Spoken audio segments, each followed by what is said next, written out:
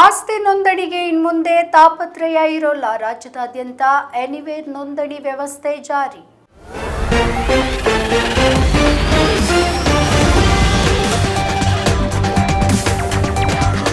ಆಸ್ತಿ ನೋಂದಣಿ ಮಾಡಿಸಲು ಈಗಾಗಲೇ ಕರ್ನಾಟಕ ಸರ್ಕಾರ ವಿವಿಧ ರೀತಿಯ ಅನುಕೂಲಗಳನ್ನು ಮಾಡಿಕೊಟ್ಟಿದೆ.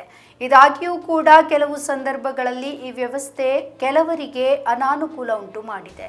ಈ ನಡುವೆ ಸರ್ಕಾರ ಬೆಂಗಳೂರಿಗೆ ಮಾತ್ರ ಮೀಸಲಿದ್ದ ಪ್ರಯೋಜನವನ್ನ ಈಗ ನಾಡಿನಾದ್ಯಂತ ವಿಸ್ತರಣೆ ಮಾಡಲು ಸರ್ಕಾರ ಮುಂದಾಗಿದೆ. ಹೌದು, ಇನ್ಮುಂದೆ ಸಾರ್ವಜನಿಕರು ಸ್ಥಿರಾಸ್ತಿ ನೋಂದಣಿಗಾಗಿ ನಿರ್ದಿಷ್ಟ ಉಪನೋಂದಣಿ ಕಚೇರಿಗೆ ಹೋಗಬೇಕು ಅಂತೇನಿಲ್ಲ.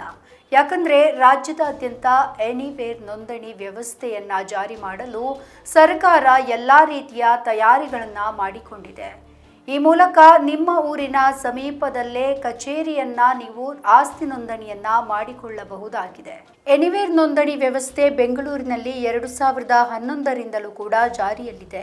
ಈ ಮೂಲಕ ಬೆಂಗಳೂರಿಗರು ಯಾವುದೇ ಕಷ್ಟವನ್ನ ಪಡೆದೇ ತಮಗೆ ಹತ್ತಿರ ಇರುವ ಕಚೇರಿಯಲ್ಲಿ ನೋಂದಣಿಯನ್ನ ಮಾಡಿಸಿಕೊಳ್ತಾ ಇದ್ದಾರೆ.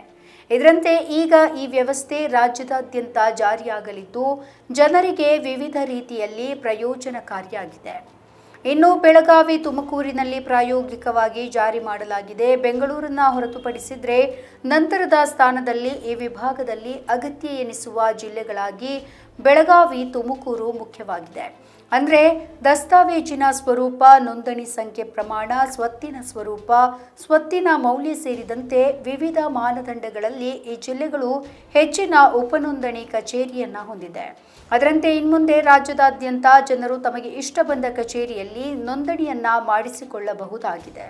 ನಮ್ಮ ಈ ವಿಡಿಯೋ ನಿಮಗೆ ಇಷ್ಟ ಆದಲ್ಲಿ ಲೈಕ್ ಮಾಡಿ, ಶೇರ್ ಮಾಡಿ, ಕಮೆಂಟ್ ಮಾಡಿ ಮತ್ತೆ ಸಬ್ಸ್ಕ್ರೈಬ್ ಮಾಡಿ.